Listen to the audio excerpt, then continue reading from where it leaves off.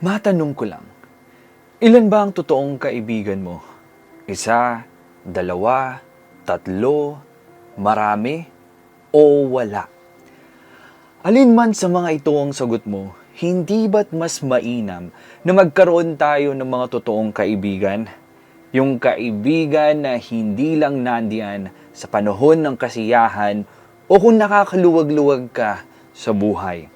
In short, yung alam nilang may pakinabang ka sa kanila. Kaya kaibigan kuno ang turing nila sa'yo. Pero ang totoo, kapag panahon na ng kagipitan o kalungkutan, hindi mo na sila mahagilap. Ni ha, ni hu, ay wala silang paramdam sa'yo. Pero maswerte ka kung may totoo kang kaibigan na kahit kokonti lang sila, basta totoo sa'yo. Yung tipong hindi mo na kailangan mamilit o pagsiksikan ng sarili mo sa kanila para kumustahin ka o damayan sa lungkot man o hirap. Yung totoong kaibigan na kahit nakatalikod ka sa kanila ay wala silang masamang tinapay sa'yo o hindi ka nila sinisiraan o binabadmouth sa ibang tao.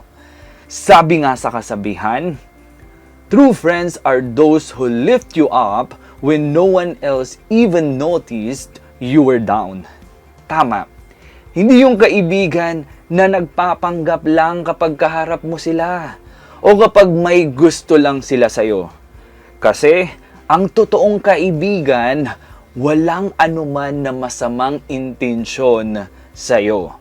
Kaya kapag alam mong nahanap mo na sila, kokonti man sila o madalang mo silang makasama, lagi mo pa rin silang pahalagahan at pasalamatan.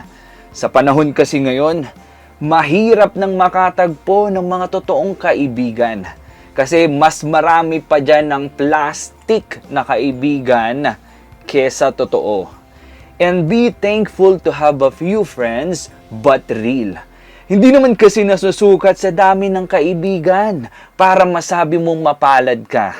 Kasi aanhin mo nga naman ng madaming kaibigan pero di naman lahat totoo sa'yo. Diba? Di bali ng kokonti ang kaibigan mo basta lahat sila ay totoo sa'yo. In a world full of fake people, be authentic and real.